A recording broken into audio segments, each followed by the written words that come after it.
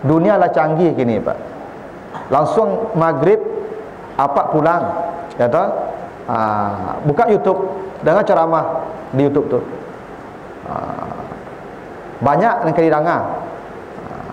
Tak perlu payah-payah Bapak Ibu kamari lah. Cuman kalau Bapak Ibu datang kemari, akan dihitung langkah kaki tadi. Ditambah lagi dengan ada 4 janji Nabi tadi. 1 diampuni dosa, 2 rahmat Allah, 3 ketenangan hati, 4 dibanggakan Allah di hadapan para malaikat. Nah, inilah buahnya Bapak Ibu duduk di sini. Jadi besok kalau ada pengajian di masjid kita, Bapak Ibu datang je lah, duduk je lah di situ. Walaupun ustaznya tu ketu siapa? Walaupun yang disabit ustaz tu itu ketu je. Tak apa-apa. Yang 4 tadi yang baru Bapak dan Ibu. Okeylah Bapak Ibu ya. Kalau kita bicara tentang Nabi Muhammad ini tidak cukup waktu 1 jam, 2 jam, 3 jam Bapak Ibu.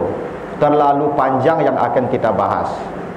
Saya tidak tahu mulai dari mana ya, karena waktu kita sempit. Saya pernah kuliah namanya Sirah Nabawiyah dulu, biografi Nabi, itu 32 pertemuan kali 90 menit. Gitu. Nah, sekarang kita akan padatkan dalam waktu kurang dari 30 menit karena Isya sekarang jam 19.20.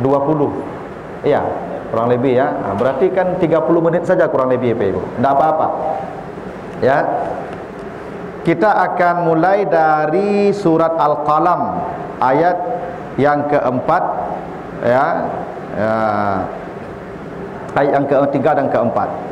Kata Allah, a'udzubillahi minasyaitonirrajim, wa inna laka la ajran ghaira mamnun wa innaka la ala khuluqin azim. Kata Allah begitu, sesungguhnya Muhammad, engkau berhak dapat pahala yang tidak pernah putus sampai hari kiamat. Jadi kata Allah kepada Nabi Muhammad, engkau dapat pahala yang tidak akan putus-putus sampai hari kiamat. Kenapa engkau dapat pahala yang tak putus-putus sampai hari kiamat? Wa innaka la'ala khuluqin azim. Karena engkau berada di puncak akhlak yang paling tinggi. Ini poin pentingnya Bapak Ibu. Kata Allah, wa inna laka la ajran ghaira mamnun. Ini juga berlaku untuk kita Bapak Ibu. Walaupun Nabi Muhammad yang diseru, tapi ayat ini untuk kita semua. Engkau akan mendapatkan pahala yang tak akan pernah putus sampai hari kiamat. Kapan kau dapat pahala yang tak pernah putus? Ketika engkau memiliki akhlak yang tinggi. Jadi Bapak Ibu, ada amal kebaikan yang tak putus sampai hari kiamat. Kebaikan itu ternyata bukan salat. Salat berhenti dia Pak, mati kita dia berhenti Pak. Zakat mati kita berhenti dia Pak. Haji mati kita berhenti dia Pak. Puasa mati kita berhenti dia Pak. Tapi ada amal kebaikan yang tak berhenti pahalanya Pak. Apa itu? Akhlak. Inilah Nabi kenapa berkata dalam hadis yang sahih, ya, kata Nabi, inna asqala syai'in fil mizani yaumal qiyamati, ya, husnul khuluq. Tidak ada satupun perkara yang paling berat nanti di timbangan akhirat kecuali akhlak yang baik. Jadi yang paling berat di timbangan akhirat kata Nabi itu akhlak. Ya Pak, bukan salat ternyata, bukan puasa, bukan zakat, akhlak. Kita seperti sekarang ni Pak, menyantuni orang tua, berbuat baik kepada tetangga, itu kan karena Nabi yang mencontohkannya Pak. Apa yang dicontohkan Nabi sekarang kita ikuti. Wajar Nabi dapat pahala sampai hari kiamat. Ya Pak.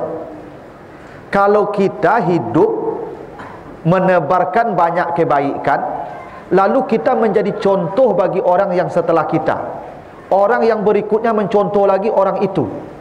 Saya begini Pak, saya mencontohkan ke mahasiswa saya tentang kejujuran. Dia dapat pelajaran dari saya tentang kejujuran. Besok mahasiswa saya jujur, dia contohkan pula pada anak-anak muridnya. Anak muridnya jujur pula, dia contohkan pula kepada muridnya. Saya dapat pahala sampai hari kiamat, Pak Ibu. Kenapa? Karena akhlak saya dicontoh oleh anak-anak saya sampai hari kiamat. Tak hebat akhlak tu, Pak Ibu ya? Itu kenapa Nabi itu, Pak Ibu, ya, berkata, siapa yang abadi nilainya, Bapak Ibu, pahalanya salah satunya. Orang yang memiliki pahala amal yang abadi siapa? Guru. Ya nak? Guru, Pak, yang mengajar. Makanya ilmun yuntafa'u bih. Dalam hadis lain disebutkan man 'allama ilman, siapa yang mengajarkan ilmu. Karena kalau diajarkan akan dicontoh orang, yang ini mengajarkan lagi, diikuti lagi sampai ke bawah seperti multi level. Itulah alasannya kenapa Nabi dapat pahala yang tak putus-putus. Kita ini kan salat, siapa yang mengajarkan kita, Pak? Nabi Muhammad. Berarti salat kita ini untuk Nabi juga. Semua sampai hari kiamat. Kita bersedekah, siapa yang mengajarkan, Pak? Nabi Muhammad. Maka sedekah kita semuanya untuk Nabi juga tuh, Pak. Inilah maksudnya wa innalaka la ajran ghaira mamnun. Inilah kita pentingnya, ya, memiliki akhlak yang mulia. Itulah kenapa Nabi, Bapak Ibu, mengatakan saya diutus satu saja fungsinya, untuk menciptakan akhlak manusia yang mulia. Nah, akhlak inilah yang patut, yang perlu kita contoh dari Nabi, seperti apa Nabi berakhlak. Bapak Ibu, kalau kita baca akhlak Nabi itu, Nabi ditanya, Aisyah ditanya, ya Aisyah, seperti apa akhlak Nabi? Kata Aisyah, akhlak Nabi itu Quran. Bacalah Quran, itulah akhlak Nabi. Coba kita lihat, Bapak Ibu, betapa Nabi itu, ya, mengajarkan akhlak yang mulia. Apa kata Nabi begini? La yu'minu ahadukum, tidaklah kamu disebut beriman. Ya, siapa yang disebut beriman? Ya, iza apa? Man kana yu'minu billahi wa bil yaumil akhir falyukrim jarah. Itu satu ajaran Nabi tentang akhlak. Bila kamu beriman kepada Allah dan hari yang akhir, dan kamu tidak layak disebut beriman kecuali kamu memuliakan tetanggamu. Ini contoh kecilnya, Pak Ibu. Bagaimana memuliakan tetangga? Nabi katakan, bila kau masak makanan, iza tabahtala marakan, bila kau masak sayur, fa'aksiru ma'aha, kau banyakkan kuahnya. Kau bagilah kuah itu kepada tetanggamu. Tuh, sederhananya akhlak, Pak, ya. Ibu kalau masak gulai ikan, labian kuahnya, ya, anten kuah tu ke tetangga. Itu kan kecil tu, Pak, ya. Itu kuah saja, Ustaz. Ya kuah saja. Begitu kata Nabi itu, ya. Ibu yang dagi kuah tu jangan bedang lo, kuah saja. Tak. Ini begini, Bapak Ibu, tak semua orang hidupnya lebih, kan? Ya enggak? Kan tak semua orang hidupnya kaya, Bapak Ibu. Ada orang yang untuk dia saja susah, Ibu. Kadang dia hanya beli ikan 2 potong saja untuk dia dan suaminya. Kan tak mungkinnya bagi ikannya kawak tu. Kata Nabi, yang dipentingkan itu bukan bentuk pembagiannya, rasa empati kepada orang. Itu yang pokok. Bapak Ibu kalau masak kolak durian, pasti ketika durian kau dimasaknya membaun kurang tu. Ya tak? Maka dibagilah ke tetangga.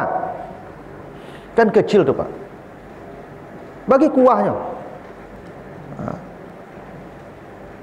Ini bukti kita, ya, betapa pentingnya nilai tetangga tu. Bagi apapun yang kita masak, bagi.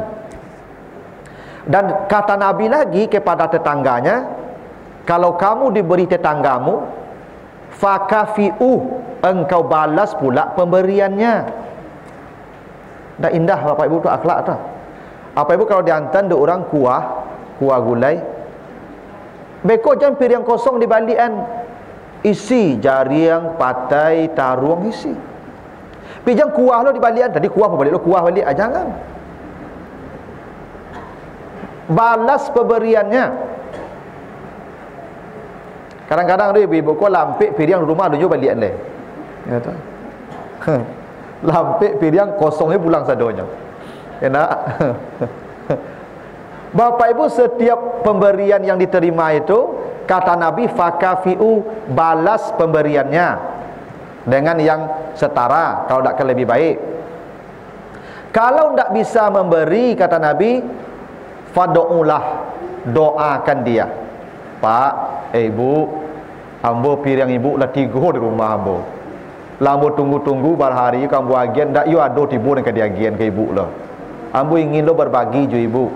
Cuma ndak ado dengan kamu bagi dah. Ambo doakan si ibu, mudah-mudahan rezeki ibu lapang. Ya kan? Dapat beragi kamu tarui kan bisa betul ibu tu. Kan awaknya begitu tu. Itu akhlak.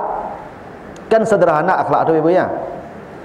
Itu kenapa Nabi dalam hadis dari Muaz bin Jabal, itu Al-Qurtubi mengutip hadis itu dalam tafsirnya, tafsir Al-Qurtubi.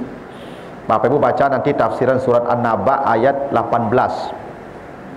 Surat An-Naba ayat 18. Dalam ayat itu kata Allah apa? Yauma yunfakhu fis-sur fatatuna afwaja. Kata Allah,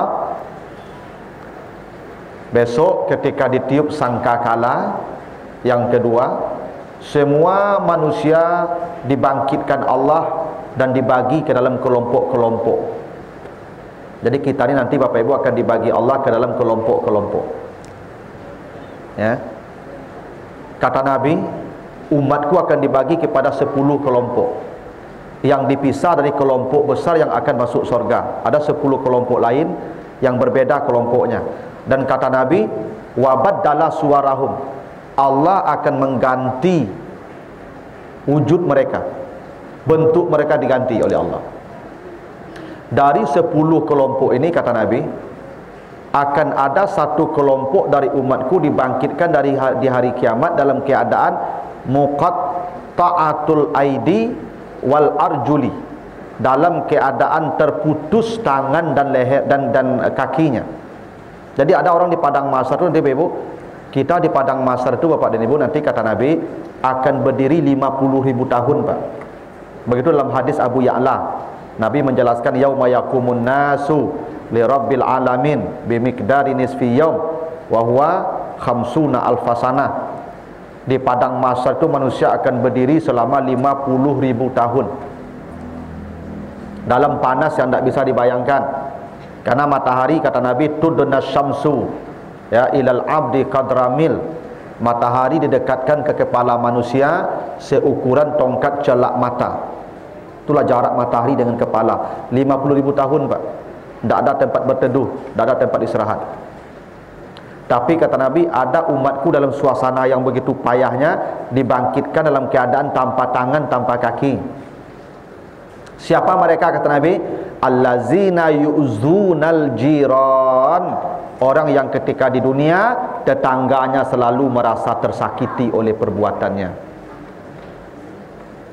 Sampai begitu Pak Ibu, Nabi ya menetapkan akhlak kepada tetangga ini.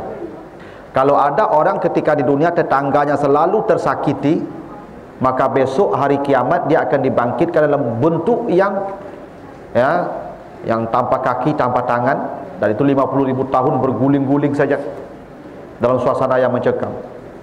Dan itu pasti janji Nabi begitu. Maka kadang-kadang kita ni Pak Ibu, Masya Allah, kadang ada orang tu tak punya perasaan Pak Ibu, tetangga. Tetangga aku pagi baru sudah mencuci baju, pakaian, dicuci jamu baju kau. Apa kau lama unggunnya Pak? Lah masuk, lah tiba masuk ke rumah orang tu. Tetangga aku dek mari komplain, bercakap, jawabnya ngantuk, padahal dia tersakiti tu Pak. Ya tak? Maka bapak-bapak, ibu-ibu pagi-pagi tu jangan ambil unggun jo. Tak pagi tak malam no. Kalau di komplek kau jadi unggun-unggunnya Pak Ibu. Panggil tukang sampah bayinya, barang sebulan jauh sedekah ke tukang sampah tu. Barang tukang sampah kini bayi Ibu sebulan Bapak Ibu 20 Pak ya, 20.000 sebulannya. Bersih pula. Kenapa Bapak Ibu harus membuat unggun di situ sehingga saasuk masuk ke rumah orang? Kalau you Bapak Ibu kan membuat unggun, saya masuk ke rumah awak sadonya. Kurung di rumah awak tu asuk tu Allah. Kau tiba ke rumah kawan bagai. Bapak Ibu. Itu kan akhlak ringan namanya tu Pak. Tapi dampaknya besar. Ya. Anak-anak apa? Jangan bergaduh. Jangan bergaduh. Antok-antok ya. Kau nak berpisah kamu duduk sebagian. Ya. Nah, maka kadang-kadang kita ni Bapak Ibu dengan tetangga tu banyak yang tak peduli. Kadang membuat tong sampah Bapak Ibu dibuat di perbatasan tanah awak je tanah orang. Tong sampah aku nak lupa tutui dia Ibu. Beko nyelo di kucing, tiba di muka halaman orang nak. Beko kawan kau yang malik komplain dek malik batangka je Bapak Ibu. Bapak Ibu kalau kau ambil tong sampah buat di mungkur rumah awak. Sehingga kok delo kucing mana tetap di mungkur rumah awak jatuhnya. Ya. Itu hal remeh Bapak Ibu, tapi itu yang diajarkan Nabi. Nabi itu diutus untuk itu. Li utammima makarimal akhlak, agar kita berakhlak. Ya. Apalagi Nabi pernah berkata begini, Ausani Jibril bil jiran hatta sayuwarisani. Setiap kali Jibril datang menurunkan wahyu, Jibril berkata tetanggamu sampai seakan-akan dia hendak menjadikan tetangga saya ahli waris saya. Kalau adalah ahli waris yang bukan hubungan darah, yang bukan suami istri, maka tetangga yang berhak jadi ahli waris. Saking pentingnya tetangga itu Pak. Itu kenapa ya kita tidak boleh mengganggu orang di sekitar. Kalaupun tidak akan bisa berbuat baik, jangan mengganggu orang di sekitar. Makanya kata Nabi Bapak Ibu, akhlak yang mulia itu misalnya kata Nabi begini, man rafa'a al-hajara minat tariq falahul hasanah. Siapa yang mengangkat batu dari jalan, maka dia dapat kebaikan, dengan itu dia masuk surga. Mengangkat batu dari jalan Pak. Ada jalan batu, ada paku, ada duri, ambil letakkan ke tepi, surga menanti. Coba akhlak tu remehnya Bapak Ibu ya, tapi besarnya pengaruh akhlak itu dalam hidup kita. Kau nampak batu tengah jalan ke tepian, tu makanya Bapak Ibu jangan buat polisi lalu di jalan tu. Ya Pak. Polisi tidur itu mengganggu orang lewat itu. Tak berakhlak kita namanya itu Pak. Jalan tu milik orang banyak. Ya orang kancang-kancang Ustaz. Ayo orang kancang tu tak lo berakhlak lah tu. Jadi ramai kau komplek kancangnya. Itu yang akhlak namanya. Jalan raya tu kancang dah. Tapi kalau jalan komplek jangan kancang je, rem, anak-anak banyak tu berakhlak namanya tu. Awak yang punya area jangan dibantangkan polisi lalu tinggi. Kalau iya untuk mengingatkan saja, bikin polisi tidurnya rendah tapi banyak, supaya dia mengerem. Tak mau deko tak tambung je lah Pak Ibu. Pernah ada kejadian komplek mu Pak Ibu, gara-gara polisi lalu kok Pak gadang nyebuik Pak tinggi, sehingga ada menjual bakso orang juga robak Pak. Hindarilah polisi lalu kok Pak, bakelok motor terkendali lo Pak, taguliang gerobak bakso je tu Pak, baru keluar rumah lo Pak, bangkit air mata apa tu bakok betul gali baru keluar di rumah, baru orang rumah lah menunggu piti belanja untuk besok bakso lah tatonggiang sadonya. Siapa yang bertanggungjawab tu Pak Ibu tu ya? Itu akhlak tu Pak Ibu. Jalan tu milik orang banyak, jangan Bapak Ibu ganggu jalan tu. Makanya kata Nabi, siapa yang mengangkat batu dari jalan, surga untuknya. Ikut tak batu nyangkit Ibu, rumahnya letakkan ke tengah jalan tu, beralik. Ya Pak. Kini orang musim letak rumah ke tengah jalan Pak. Mulai hari Kamis tu sampai lu hari Rabu besok dibongkar. Seminggu rumahnya letak tengah jalan tu Pak. Oh macet orang tak peduli dinya lah. Bapak Ibu kalau kamu pakai jalan raya tu untuk beralik, temui semua orang, minta izin kenya. Satu tak setuju nak jadi dah. Terus jalan tu milik orang banyak, tak milik awak. Apa dasarnya kita memang ambil jalan orang tu? Kini ibu mohon maaf kau dialai kau juang kalau lah hari Sabtu Minggu kau pak. Cok macet dah. Enak. Di jalan tunggang tu arah kaunan tu nyop ampang jalan orang tu. Tapi orang kemudian beralasan, kan sekali-sekalinya mah. Tapi di orang begitu. Dah apa ibu? Jadi akhlak awak pula jauh kini turunnya apa ibu? Jadi jangan Bapak Ibu kira kita ini hanya soal salat, puasa, zakat. Tidak. Kalau itu tak payah pada Nabi turun Bapak Ibu. Akhlak ku yang paling pokok. Maka saya sering katakan Bapak Ibu, kalau beralik lah Bapak Ibu, kalau di komplek, tamu orang komplek kau sadonyo, yang memakai jalan tu, minta izin ke nyo. Nak berdosa Bapak Ibu. Kalau jalan kadang tu tamu orang lewat lulus sadonyo, tak bisa. Yo pelang selo, mohon maaf jalan ada terganggu, tak bisa itu loh Bapak Ibu. Tapi kini kalau masif lah semua orang begitu, lalu kita seakan-akan itu sudah baik. Ya kan sekali-sekali cuma ada tiap hari dah mah. Ya tapi orang beralik tiap hari. Awak ada sekali-sekalinya. Pertanyaannya, bagaimana kita akan mengikuti Nabi secara sungguh-sungguh Bapak Ibu? Sementara yang diajarkan Nabi itu kita tidak amalkan. Perintah Nabi, kalau ada batu di tengah jalan kau pinggirkan, kau masuk surga. Aku rumah gadang letak ke tengah jalan tu. Seminggu lamonyo. Tak Pak?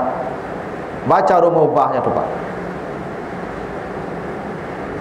Jadi kan Bapak Ibu, Allah mengatakan kalau kau mencintai Allah, maka ikutilah Muhammad.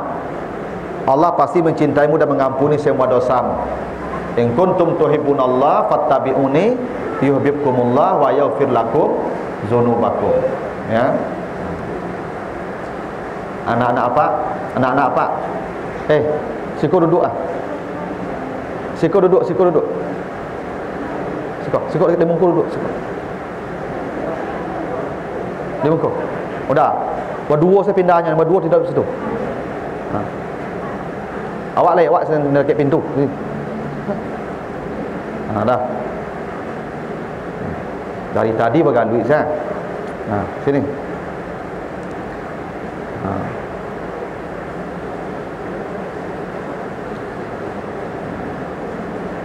Jadi itulah yang disebut akhlak Bapak Ibu. Ya. Bagaimana Nabi mengajarkan tentang relasi yang baik antara kita dengan Allah dan antara kita dengan makhluk, bahkan dengan binatang sekalipun. Ya. Makanya ada hadis Nabi begini Bapak Ibu. Dakhalat imra'atun an-nara bihurratin rabatatha.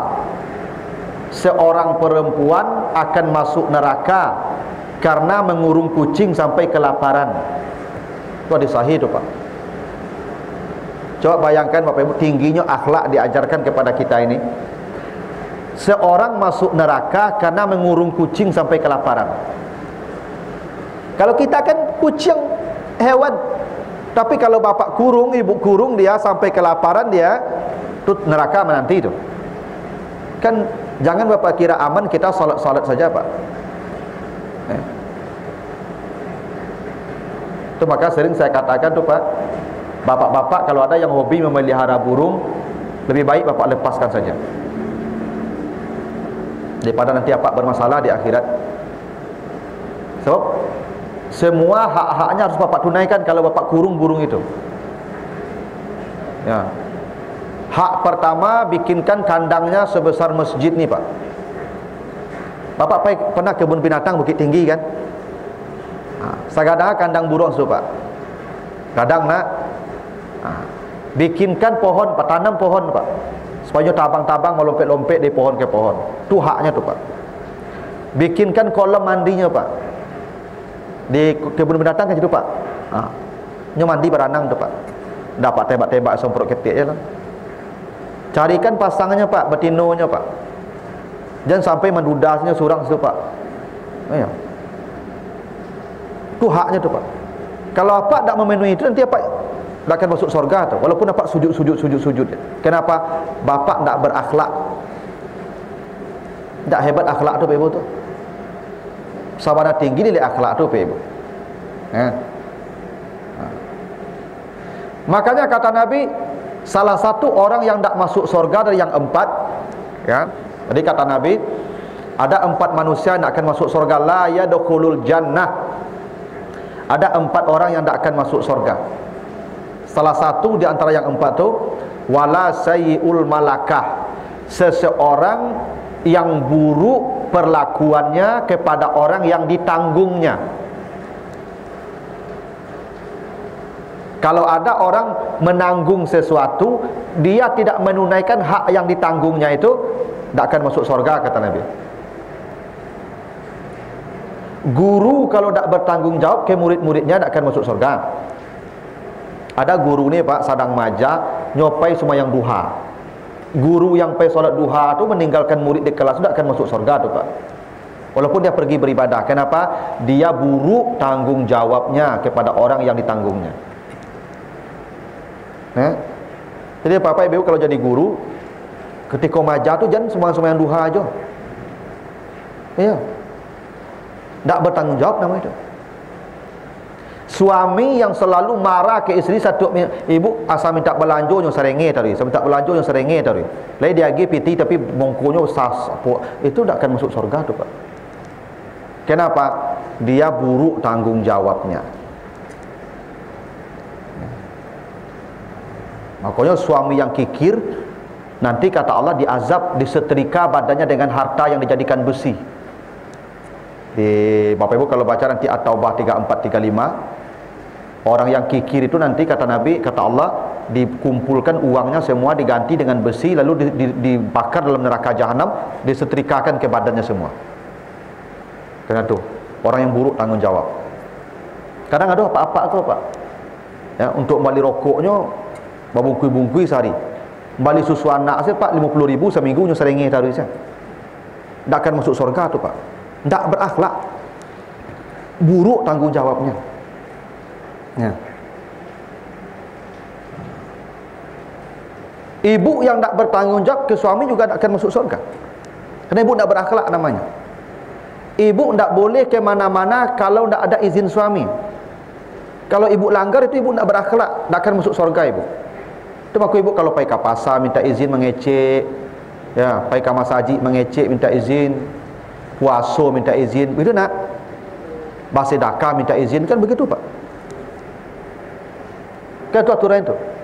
Ibu itu dari ujung kaki sampai ujung rambut tu milik bapak, tak boleh ibu semena-mena.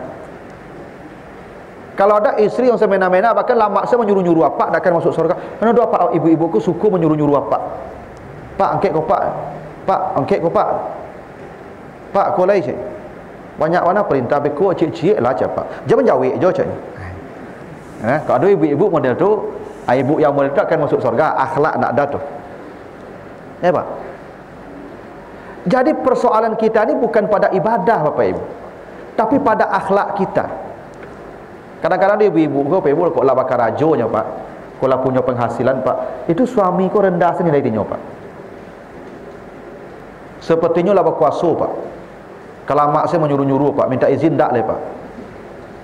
Itu isteri yang begitu haram masuk surga itu.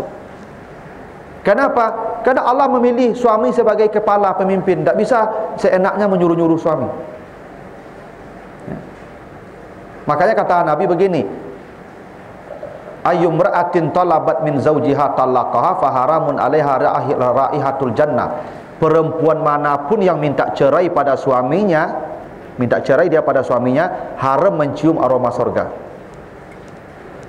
Coba, hebatnya akhlak ni Pak Ibu. Ya. Makanya ibu-ibu, ya, mulai hari itu berakhlaklah pada suami. Kan kata Nabi kalau ibu ingin masuk surga kan cuma 3 amal ibu. 1 apa amal ibu? Salat 5 waktu. Ibu tak berjamaah tak apa-apa. 2 puasa ibu Ramadan. Ibu tak ke masjid tak tarawih nanti.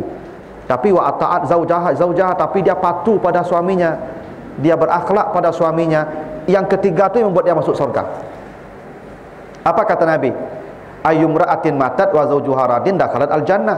Perempuan mana saja yang mati, ketika dia mati suaminya reda kepadanya suaminya, perempuan tadi masuk surga langsung. Coba, apakah Nabi mensyaratkan salat ibu masuk surga? Tidak. Puasa ibu masuk surga? Tidak. Patuhnya ibu pada suami ibu, ibu masuk surga. Itu akhlak namanya. Nah, jadi mulai hari itu ibu jangan membangkang-bangkang je lah itu. Suruh dapat kerajaan saya capek. Kadang ibu-ibu kau Masya Allah, apa minta tolong, bu tolong biar air minum lah. Okey cik ibu, sedekah itu jangkau saya lah. Ibu tolonglah Nabi kan. Selama tak maksiat, ibu kerajaan saya. Kecuali maksiat disuruhnya aja jangan kerajaan. Ya. Nah, itu pentingnya akhlak tadi. Jadi ternyata amal yang paling besar bagi kita ini apa ibu? Bukan ritual mahdoh, bukan ibadah-ibadah fardu seperti salat puasa itu iya. Cuman yang paling besar justru husnul khuluq, akhlak yang baik. Andai semua orang sudah memiliki akhlak yang baik ini, maka dia meninggal surga menantinya, karena amalnya tanpa batas. Itulah kenapa Nabi Ibrahim berdoa, ya Allah berjadikan saya, Rabbi ja'alni lisana sidqin fil akhirin, jadikan saya ya cerita baik bagi orang yang hidup setelah saya. Ini penting Bapak Ibu ya. Jadi kalau kita mati nanti kita dijadikan contoh oleh orang. Jangan kita mati tidak ada kebaikan kita yang dikenang oleh orang. Dan akhlak itu yang membuat diri kita dikenang Bapak Ibu. Itu makanya ada pepatah bijak ya. Apa pepatah bijak itu? Harimau mati meninggalkan belang, ibu ya. Gajah mati meninggalkan gading. Manusia mati meninggalkan nama baik. Nama baik yang dikenang Pak. Harta kita akan dilupakan orang, akan dibagi-bagi orang. Ya. Semua akan dibagi dan dilupakan. Hanya satu yang tidak akan dilupakan dari kita, nama baik. Itulah akhlak. Makanya ada pantun bijak Pak ya. Pulau Pandan jauh di tengah, di balik pulau angso duo. Hancur badan dikandung tanah, budi yang baik dikenang juga. Ini pentingnya kita berakhlak yang mulia.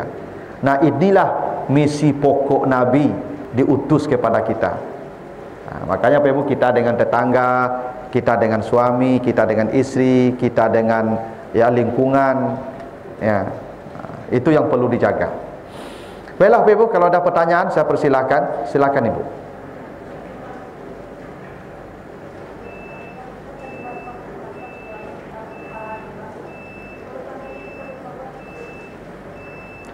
Bertobat. Baik, kalau dengan Allah semuanya bisa ampun dengan taubat. Innallaha yaghfiruz dzunuba jami'an. Allah menjamin akan mengampuni semua dosa tanpa terkecuali. Bahkan syirik pun diampuni Allah kalau taubatnya nasuha. Yang tidak bisa diampuni Allah tu kalau dengan makhluk. Tidak bisa diampuni kecuali kita minta rela dari dia. Ibu kalau acuh apa tersinggung di ibu, ibu taubat tidak bisa. Minta maaf kah Pak?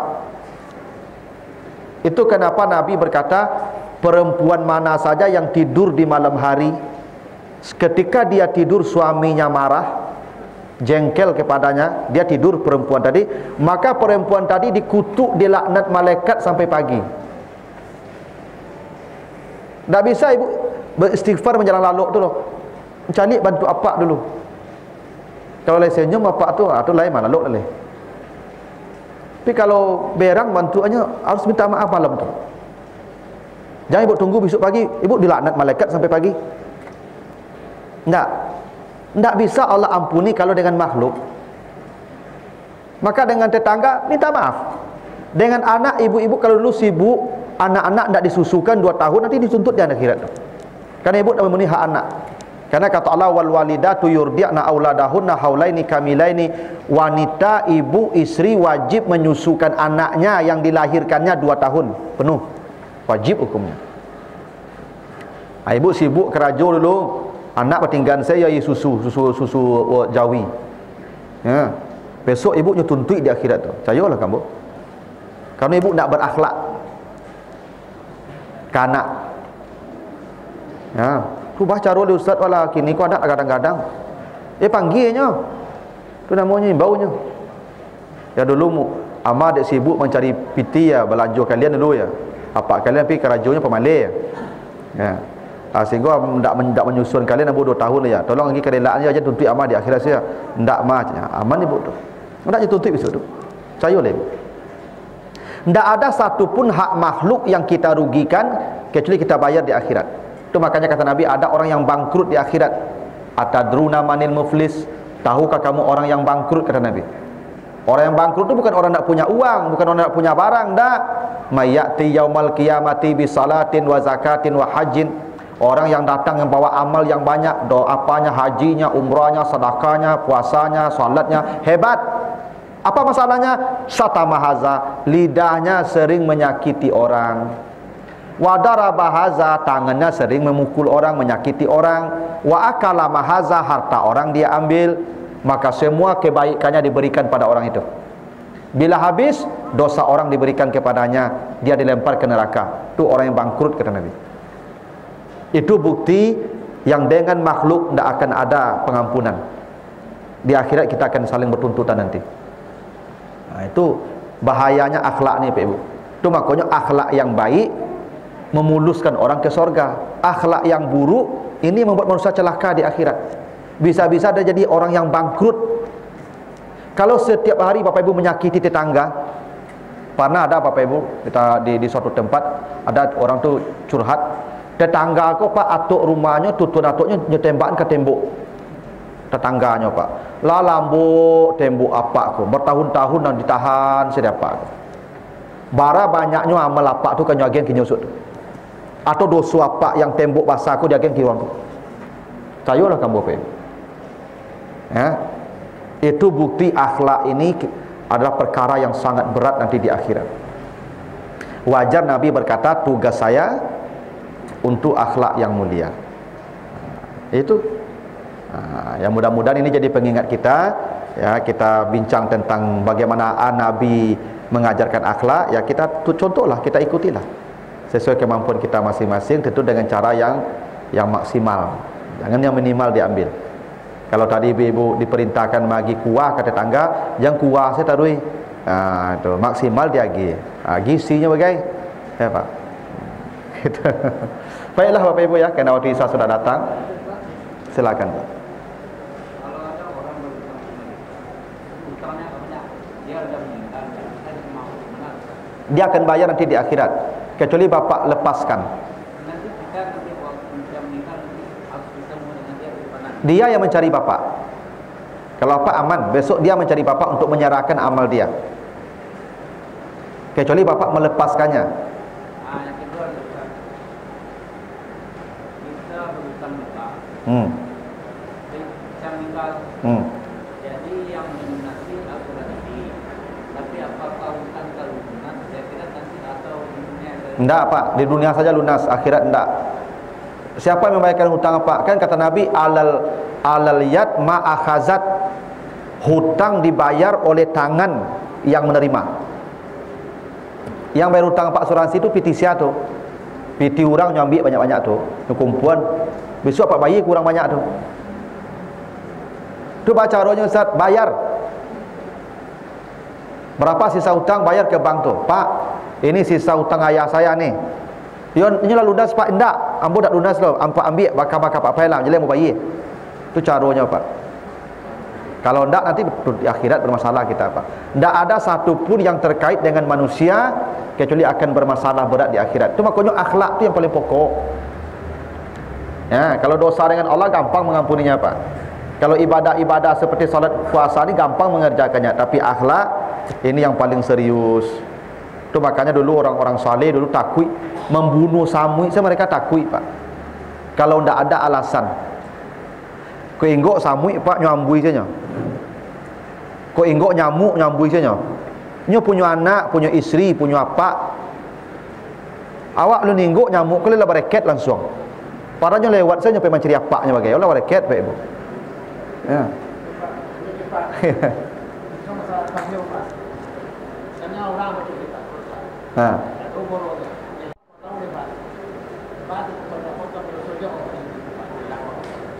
Ya bang tu lah zalim Nabi pak orang bang. Kalau bang tu lah zalim tu pak.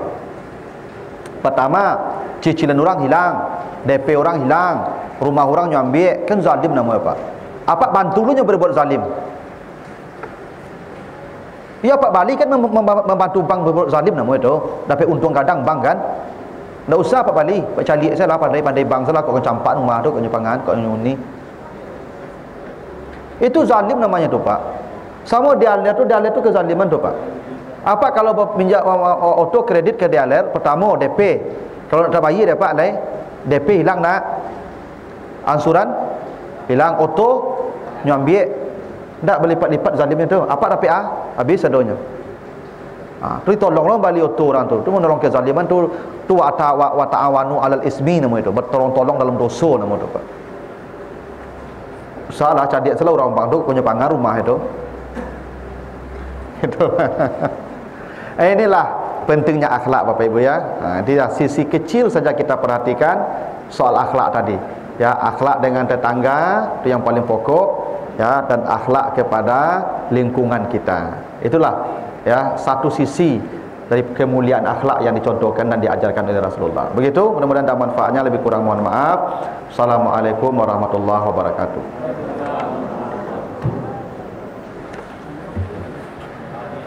Dekat tembok tadi hujan.